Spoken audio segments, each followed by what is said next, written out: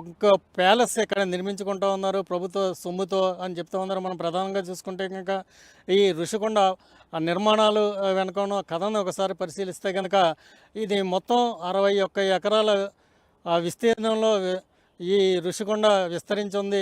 అయితే ఇక్కడ ఋషికొండను కింద నుంచి పై వరకు కూడా తొలిసేసి ఋషికొండను బోడికొండను చేసి ఇక్కడ పర్యావరణానికి విఘాతం కలిగిస్తున్నారంటూ కూడా ఆందోళన వ్యక్తం అయ్యాయి. మొత్తం ఈ 60 ఎకరాల ఈ ఋషికొండను మొత్తం తొలిసి పెద్ద పెద్ద రోడ్లు మనకు కనిపిస్తూ ఉన్నాయి. నల్లగా కనిపిస్తూ ఉంది రోడ్లు పైన, ఈ రోడ్లు కనిపిస్తూ ఉన్నాయి. దాని వెనకే ఋషికొండ బీచ్ కూడా మనకి చాలా నిర్మలంగా కనిపిస్తూ ఉంది. వీటిని అన్నింటినీ కూడా తొలిచి ఇక్కడ రోడ్లు వేసుకుంటూ ఉన్నారు. ముఖ్యమంత్రి మాజీ ముఖ్యమంత్రి జగన్మోహన్ రెడ్డి ఇక్కడ తన అధికారిక నివాసాన్ని ఇక్కడ ఏర్పాటు చేసుకుంటూ ఉన్నారు అని చెప్తూ ఉన్నారు అంటూ ఆరోపణలు వెల్లువెత్తాయి. దీనికి సంబంధించి మొత్తం ఇప్పటివరకు కూడా 450 కోట్లు వెచ్చించి మొత్తం 7 బ్లాకులని ఇక్కడ పర్యాటక శాఖ నిర్మించింది. ఇవన్నీ కూడా పర్యాటకానికి సంబంధించి కాదు, పర్యాటక అభివృద్ధి కాదు, జగన్మోహన్ రెడ్డి షోకు కోసమే ఇవన్నీ కూడా నిర్మిస్తున్నారని అన్న ఆరోపణలు వెలువైతే రీసెంట్గానే ఇప్పటి పర్యాటక శాఖ మంత్రి రోజా ఒక ప్రకటన కూడా చేసింది. ఇక్కడైతే పర్యాటక శాఖకు సంబంధించి మొత్తం 7 బ్లాకులు నిర్మించాం. అయితే విశాఖ రాజధానిగా వైఎస్ జగన్మోహన్ రెడ్డి పరిపాలిస్తారు కాబట్టి ఆయనకి అనువైన నివాసయోగ్యమైన బిల్డింగ్ కోసం అన్వేషించిన నేపథ్యంలో ఈ ఋషికొండ మీద ఏదైతే బీచ్ ఫేస్లో ఉందో ఆ బ్లాక్ జగన్మోహన్ రెడ్డికి నివాసయోగ్యమైంది. ఇక్కడ ఆయన విడితి గృహంగా దీన్ని సెలెక్ట్ చేసిందని కూడా ఆవిడ చెప్పింది.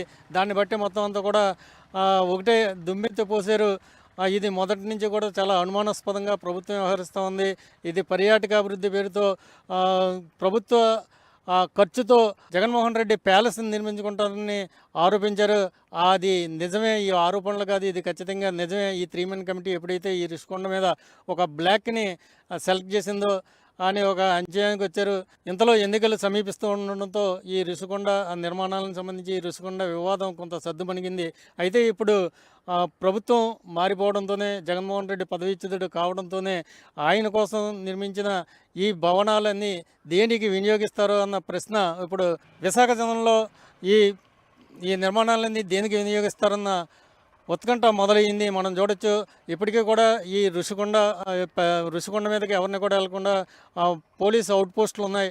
మనం ఇటీవల చూడొచ్చు ఎన్నికల కౌంటింగ్ ముగిసిన వెంటనే ప్రభుత్వం మారుతుందని తెలియడంతోనే కొంతమంది తెలుగుదేశం నాయకులు కావచ్చు, అలాగే కార్యకర్తలు కావచ్చు, లోపలికి చొరబడి అక్కడ తెలుగుదేశం జెండాలు ఎగరడంతోనే ఈ ప్రభుత్వ ఆస్తికి వీళ్ళు ఎవరైనా సరే ఒక ఆక్రోశంతోనో ఒక ఆవేదనతోనో ఇక్కడ ఋషికొండని తొలిసి ఈ నిర్మాణాలు చేపట్టారు కాబట్టి ఇవి నిబంధనలకు విరుద్ధం కాబట్టి అంటూ కూడా విధ్వంసానికి ఏమైనా పాల్పడతారన్న భయంతో మాత్రం పోలీస్ పికెట్ మాత్రం అలాగే ఉంది. ప్రస్తుతం అయితే లోపలికి ఎవరిని అలౌ చేయట్లేదు.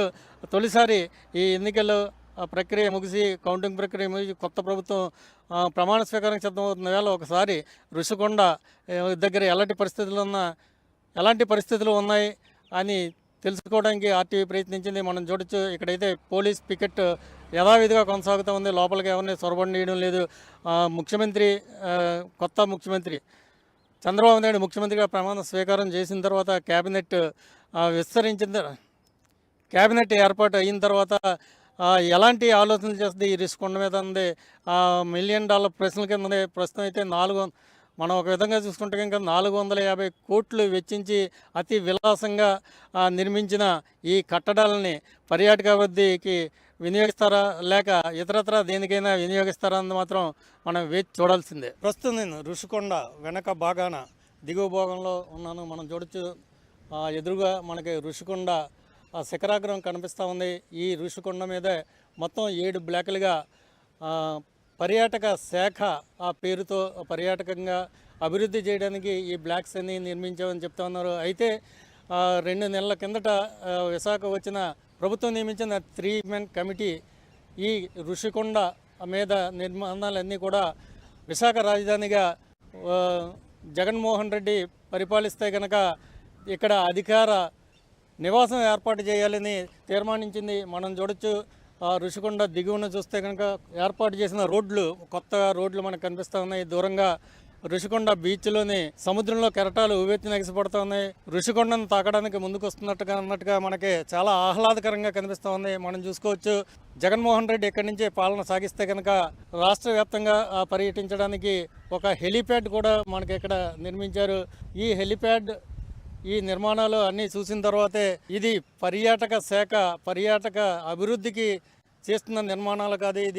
ఇది ఖచ్చితంగా జగన్మోహన్ రెడ్డి ప్యాలెస్, జగన్మోహన్ రెడ్డి ఇక్కడ విడిది చేయడానికి ప్రత్యేకంగా నిర్మించుకున్న కట్టడాలే అని జనం అంతా భావించారు. మీడియాలో కూడా కోడై కూసింది.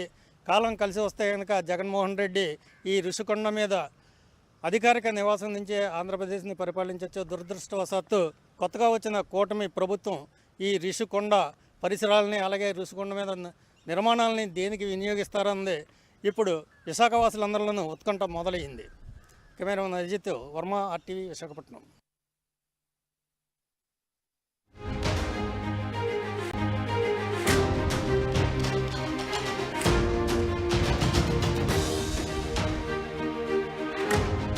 బ్రేకింగ్ న్యూస్ చూస్తున్నారు.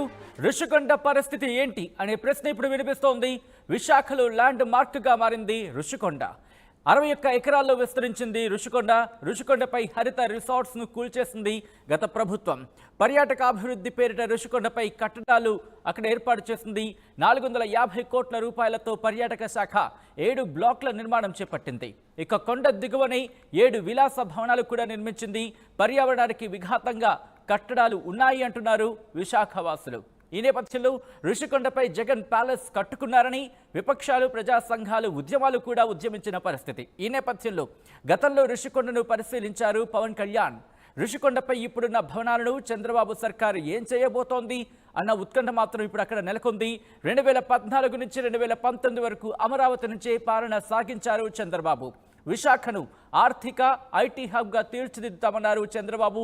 ఈ నేపథ్యంలో ప్రస్తుతం విశాఖకు సంబంధించి ఋషికొండను ఏం చేయబోతున్నారని ఉత్కంఠ అక్కడ ప్రజల్లో కావచ్చు, యావత్ ఆంధ్ర వ్యాప్తంగా చర్చ నడుస్తోంది. అప్డేట్స్ చేసుకుందాం. మా ప్రతినిధి వర్మ అప్డేట్స్ అందించబోతున్నారు. వర్మ, ఋషికొండకు సంబంధించి ప్రస్తుత ప్రభుత్వం ఏం చేయబోతుందనే చర్చ అక్కడ జోరందుకుంది. మనం చూడచ్చు, ఇక్కడ మనకి ఎదురుగా ఋషికొండ కనిపిస్తూ ఉంది. ఋషికొండ, విశాఖలోని ఈ ఋషికొండ ఎంతటి సంచలనం సృష్టించిందో మనకు అందరికీ తెలుసు. పూర్వం ఇక్కడ హరిత రిసార్ట్స్ ఉండేవి.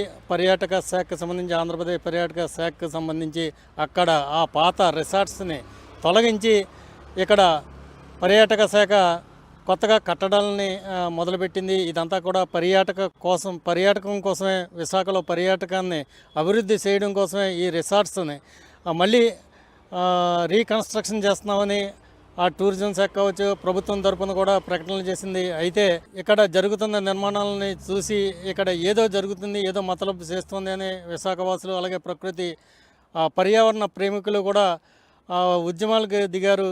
ఈ నేపథ్యంలోనే పదే ప్రభుత్వం ప్రకటనలు చేయాల్సి వచ్చింది. ఇక్కడ పర్యాటకానికి సంబంధించి రిసార్ట్స్ కాదు, ఇక్కడ ముఖ్యమంత్రి ఎవరైతే ఉన్నారో మాజీ ముఖ్యమంత్రి జగన్మోహన్ రెడ్డి ఒక ప్యాలెస్ ఇక్కడ నిర్మించుకుంటూ ఉన్నారు ప్రభుత్వ సొమ్ముతో అని చెప్తూ ఉన్నారు. మనం ప్రధానంగా చూసుకుంటే కనుక ఈ ఋషికొండ నిర్మాణాలు వెనుక కథను ఒకసారి పరిశీలిస్తే కనుక ఇది మొత్తం 61 ఎకరాల విస్తీర్ణంలో ఈ ఋషికొండ విస్తరించి ఉంది.